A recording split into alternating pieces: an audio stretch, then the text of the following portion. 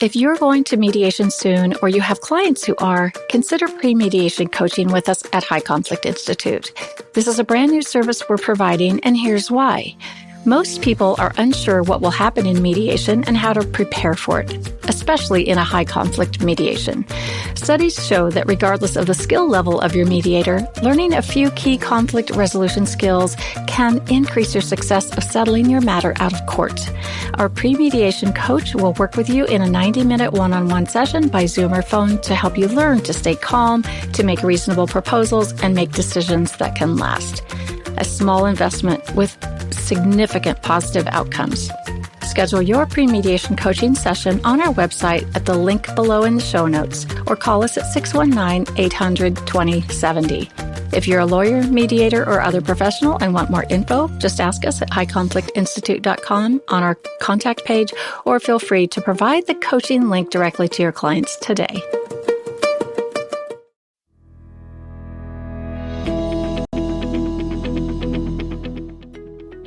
Welcome to It's All Your Fault on True Story FM, the one and only podcast focused on high conflict human interactions, which usually involve someone with a high conflict personality. I'm Megan Hunter, and I'm here with Bill Hi, everybody. Eddy. We're the co-founders of the High Conflict Institute in San Diego, California. In this episode, we'll talk about when to stop trying with high conflict people. There is a time. But first, a couple of notes. If you have questions for our Q&A sessions about your high conflict situation, send them to podcast@highconflictinstitute.com or on our website at highconflictinstitute.com/podcast, where you'll also find the show notes and links. Please give us a rate or review and tell a friend about us, especially if they're dealing with a high conflict situation. We're very, very grateful. So, Bill, let's talk about when to stop trying with high conflict people. And, you know, we hear from professionals like attorneys, mediators, and others who aren't really sure when to stop trying with a high conflict client. And the same with, you know, a situation maybe in a family or with a friend or a community situation. And there is some really good information here to be had about, when to stop. And I know, I've heard just today, I heard from a couple of seasoned mediator lawyers who explained that they feel like they failed in a very high conflict mediation because they didn't, they weren't even, they knew where it broke down, but they wish they would have stopped sooner, trying sooner, but they just kind of missed it. And I, kind of posed to them that perhaps they were feeling too responsible for the outcome because we're problem solvers. We're in the workplace or, we're intelligent people, we're skilled people. But we want to fix something. We want to problem solve it. We want to make it work. And that actually can end up backfiring, I think. Would you agree? Well, yes, in a sense, it can backfire because what happens is you keep reinforcing your connection with the person, even though they're not doing their part. They're not having the kind of relationship that you either want to have or need to have, like you said, as a professional or an institution, like a university might have a high conflict employee. They give another chance and another chance. And then they finally say, we have to fire this person. And then the person sues them because they're just so deep into all this. So I think there's a few principles that will help, whether you're a professional or an ordinary relationship, family member, friend, etc.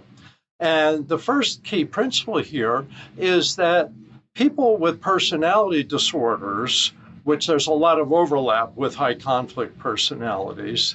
Not everybody with a personality disorder is high conflict. They don't all have a target of blame, but many of them do. But the key thing is they have an enduring pattern of dysfunctional interpersonal behavior. And when you think about an enduring pattern, that means that they don't really change. Now, if you're their lawyer or you're their mediator, you might be able to help them resolve a dispute. You might be able to help them, you know, change some of the rough edges. You know, we consult with some of the high-tech companies, and they say we have a lot of people with sharp elbows. And so we give them tools to kind of take off some of the rough edges. But there's some people that don't even do that. And there's some people that won't schedule with you, won't meet with you. They make you jump through hoops. You know, I'll only meet with you after 9 in the evening. Well, I don't work after 9 in the evening. So, you know, you're going to need to come in before 6 in the evening. And so it's really about, first of all, understanding this difficulty changing for high conflict people. And if you have a family member and you go, you know, it's time, like let's say a young adult, it's time that the young adult's going to need to be more responsible. We can't solve all their problems and we can't fix them. If they have a personality disorder, high conflict personality, we can help them, we can get them some help. And if they're motivated, you know, there's people with personality disorders who have really outgrown those by learning skills. But if you're working with them and you're trying to help them and they're just not changing, they're just resisting anything positive, there comes a point where you really need to stop trying. Because as somebody once said, that 2 sickies don't make a wellie. So you have 2 people, I like it. 2 people that aren't functioning well isn't as good as having yourself function at your best. So you need to set limits. And that's one of the 4 big skills of managing people with our CARS method: connecting, analyzing, responding, and setting limits. But just focusing on when to stop. So one of the signs is that you're working harder than your client. And therapists, you know, that's where I learned this, was as a therapist. They said, when you're working harder than your client may have stopped working. On the other hand, you don't necessarily want to fire your clients. And right now I'm talking to professionals or people with customers. You know, you don't want to fire them. Just say, I can't do much more for you. I'll stick with you. You know, I've had this like as a mediator. I once had a client that said, you know, this won't work, I'm leaving. And I said, oh, okay, goodbye. And then they said a week later, why did I abandon them? And they were the ones that quit. But what I realized is I should have said, let's schedule another meeting. And you can cancel that with 48 hours notice. But don't give up on them, but also don't exhaust yourself. Say, okay, let's see what you come up with next time. I'm out of ideas. I may not have any suggestions, but you might have some new ideas. So let's stay connected. And so therapists learn to do that. As a mediator, I learned to do that. I don't fire my mediation clients. They have to fire me, but I also tell them I can't work harder than I am. I'm out of ideas. I'll meet with you, but I'm not sure I can help you. I don't want to take your money when I can't think of anything that will help you, but I will meet with you. And what we see, sometimes high conflict people just need more time. And the next time they come back and they do have some new ideas.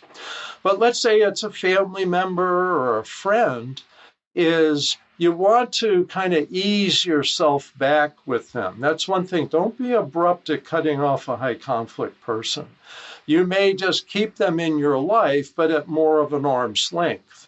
You know, so Uncle Joe is somebody you see at the holidays, but you no longer try to get together for dinner with him, you know, 3 times a year. You may have a friend that you've done things, gone to movies, you know, had dinners, doing all this stuff. And you may need to say, you know, I really can't do all of that. My schedule's getting busier. What you don't want to do when you're setting limits like this on a friendship or family member is you don't want to blame them and don't blame yourself. This is true for professionals and businesses with customers, is don't make it your fault and don't make it their fault. Is just say, you know, schedule's getting tighter. Or, we have different goals now. So it really makes sense that, I'm going to be going in this new direction and we won't be able to see each other as often. And that's because it keeps it from being personal, right? Which will feel like criticism to them, or that they've done something bad or wrong, which will bring up resistance and aggression. Very perhaps. Possible, because defensiveness, they're like on the edge of defensiveness all the time. And that's why you don't want to do this. On the other hand, you don't want to go back and forth. Some people say, this really isn't working out.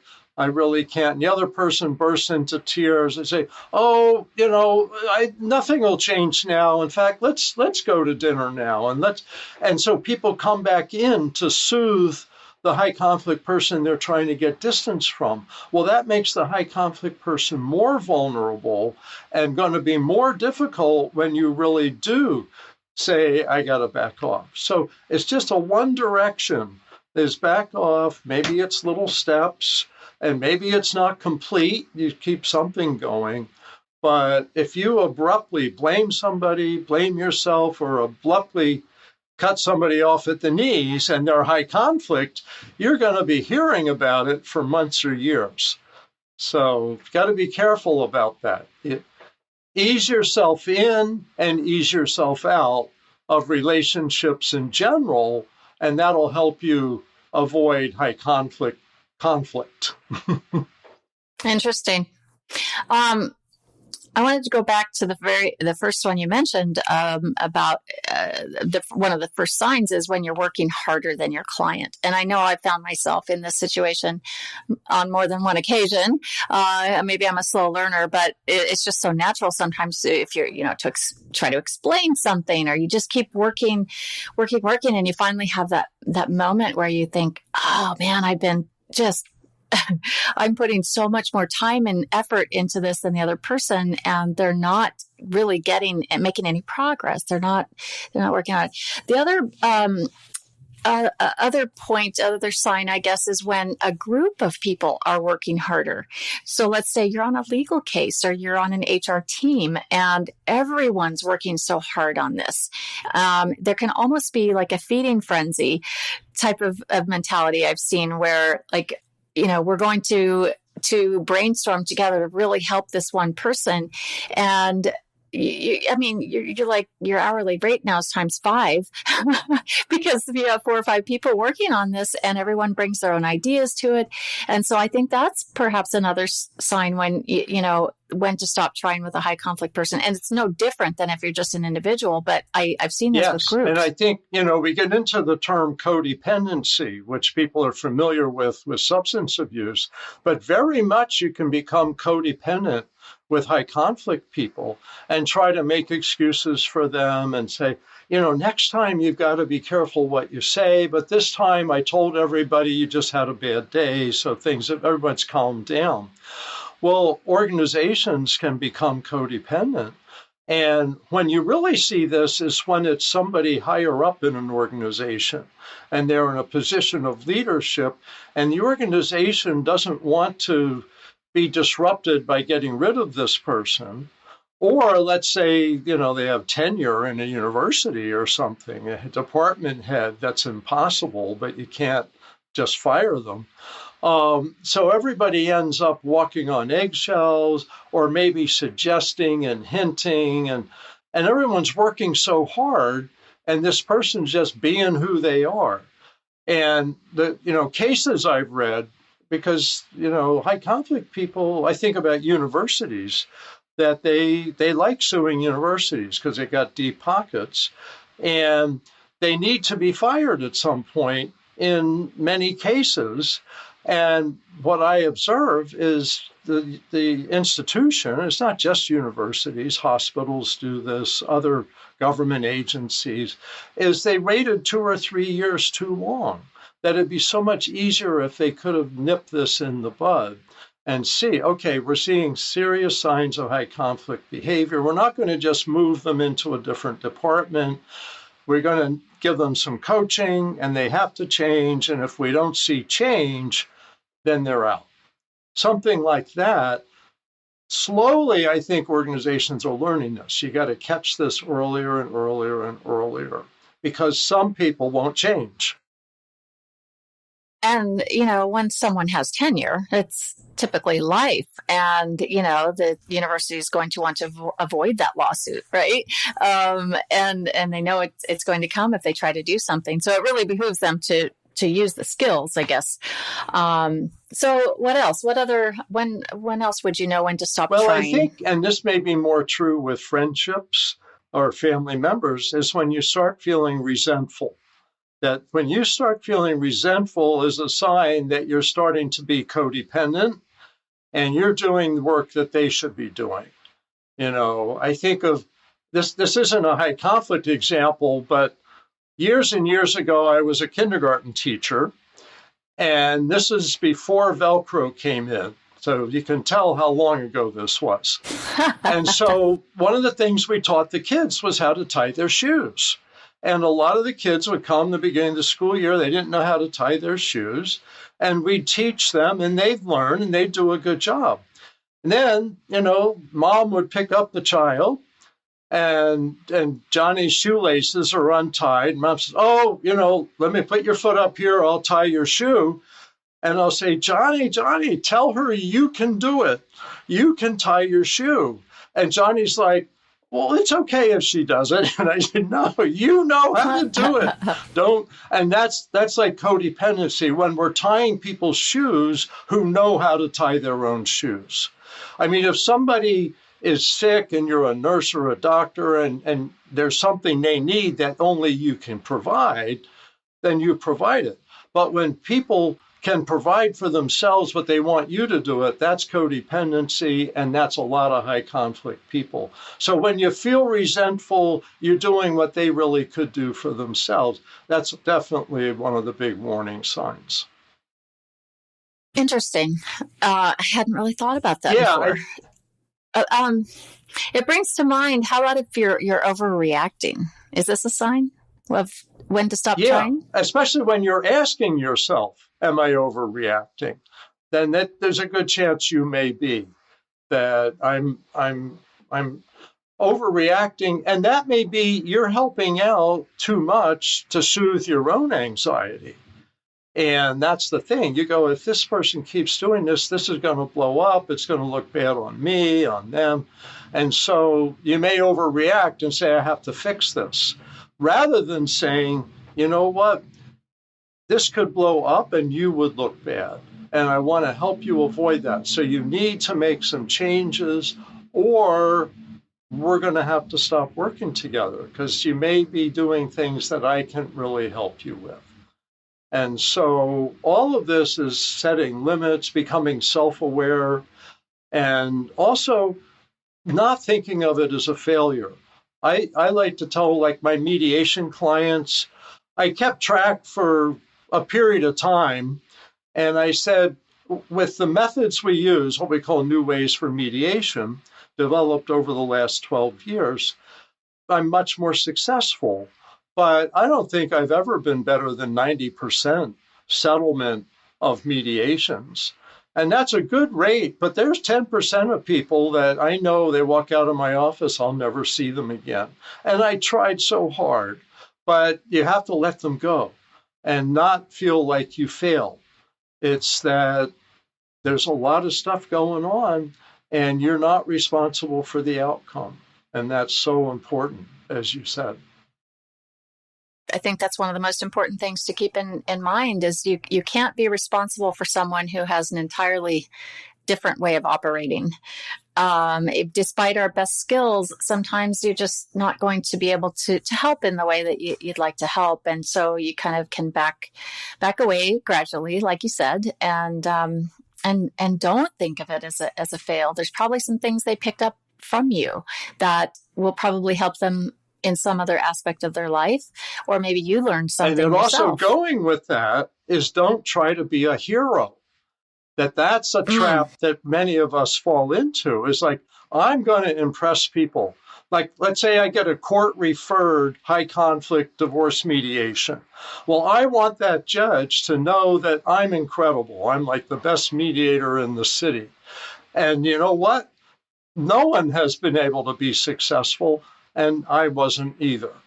And so, you're not a hero. This is just daily life. You do your part, you grow, you learn, you do better and better with time.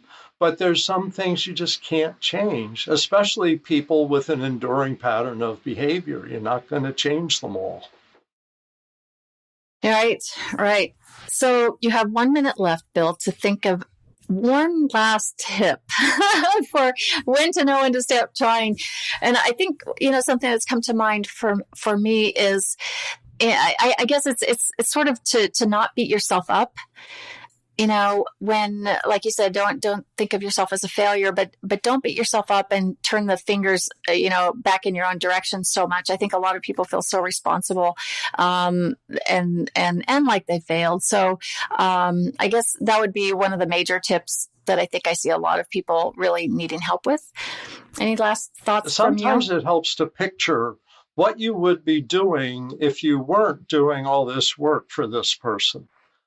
And it's like, well, I'll just keep at it, and maybe that'll be helpful to say, okay, what if I didn't keep at it and was careful and eased the person down to a more distant part of my life? What would I be doing with that time? And so that may be also an inspiration. I really want to do that project. I wanted to do such and such. And, when I weigh them, it really is time to start backing off a bit. Good. Yeah, there's that law of diminishing returns that kind of comes into my mind, realizing that, wow, I'm really spending a lot of time on something that is not going to have success and good ROI. And I could be, like skiing or reading a book. The last thing I want to say is when you do back off or fire a client if you have to, or just stop working so hard, do it with empathy, attention, and respect, because high conflict people just lack self-awareness of how they're affecting people, and you've got to have some empathy for them. So make sure that you do it gently and with respect, with empathy, and give them some attention, but reduce it over time. And that will bring down the risk and keep everyone safer as well. So good one, Bill. I love that.